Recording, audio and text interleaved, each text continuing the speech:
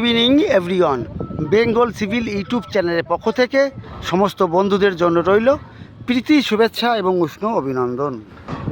আজ আমরা জানব যে স্টার্টার কি, এটা কি জন্য করতে হয়, আর জানব শ্যাটারিং কত প্রকারের, কি কি, কংক্রিটের কিউরিং কতদিন পর্যন্ত করতে হয় এবং কিউরিং কী জন্য করি সেগুলি জানতে পারবেন আজকের টপির মাধ্যমে। তাহলে বন্ধুরা শুরু করছি। শুরু থেকে শেষ পর্যন্ত দেখলে অবশ্যই এটি আপনার কাজে আসবে। প্রথমে বলছি স্টার্টার কী, সেটা জানুন। এবার এখানে যে কাজটি হচ্ছে এটি কলমের কাজ হচ্ছে। আপনারা দেখে থাকবেন যে কলমের শ্যাটারিং করার পূর্বে নিচে 4 ইঞ্চি বা 100 mm একটা কংক্রিট করতে হয়। দেখুন এখানে করা হচ্ছে 4 ইঞ্চি হাইটের একটা কংক্রিট করতে হয়, এটাকে বলা হয় স্টার্টার। এটি কী জন্য করি, যে প্রপার লোকেশনে কলমটি শ্যাটারিং করা যাবে, এই জন্য স্টার্টার করতে হয়। এগুলি কলমের ক্ষেত্রে, ওয়ালের ক্ষেত্রে স্টার্টার করতে হয়। এটা এই জন্যই করি যে প্রপার লোকেশনে শ্যাটারিং করা সম্ভব হবে, এই জন্য স্টার্টার করতে হয়।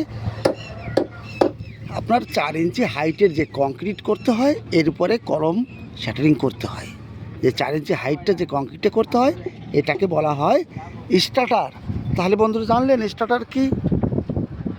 এখানে যে শ্যাটারিংয়ের কাজটা চলছে এটা 2 রকমের। প্লাইউড দিয়ে যে শ্যাটারিংটা কাজ হচ্ছে এটি হচ্ছে টেম্পোরারি স্ট্রাকচার, আর এমএসের প্লেট দিয়ে যে শ্যাটারিংটা করা হয় সেটাকে বলতে হয় পার্মানেন্ট স্ট্রাকচার। এই পার্মানেন্ট স্ট্রাকচারের মধ্যে আছে আপনার এমএসের, মাইবনের, এগুলি কিন্তু সবই কিন্তু পার্মানেন্ট স্ট্রাকচার। আর প্লাইউড দিয়ে যেটা করা হয় সেটা টেম্পোরারি স্ট্রাকচার। নেক্সট দেখুন, এখানে কংক্রিটে আমরা কিউরিং করি।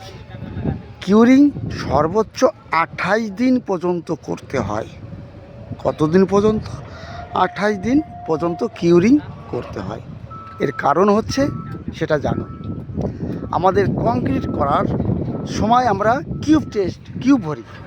সে কিউবটা টেস্ট করি, একটা 7 দিনে, একটা 28 দিনে।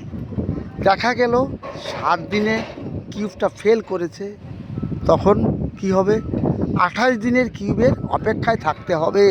এই জন্য 28 দিন পর্যন্ত কিউরিং করে যেতে হবে। এটা তো ক্লিয়ার হলো। বেশ কয়েকজন বন্ধুরা কমেন্ট করেছে যে লেয়ার পিন কি, এটা কোথায় দিতে হয়। সেই সমস্ত বন্ধুদের উদ্দেশ্যে বলছি, সেটা এবার দেখুন লেয়ার পিন কি। এখানে দেখুন বিমের রড দেখা যাচ্ছে, উপরে এটা বিমের রড, টপের রড। এই টপের রডের নিচে থাকে টপ এক্সট্রা। এই টপ এক্সট্রা এবং টপের রডের মাঝখানে এই আড়াআড়িভাবে রড দেওয়া হয়, যেন মেইন রডের সঙ্গে এক্সট্রা রড মিশে না থাকে। সেটাকে বলা হয় লেয়ার পিন বা স্পেশার বার। তাহলে বন্ধুরা জানতে পারলেন যে লেয়ার পিন আর স্পেশার বার কি।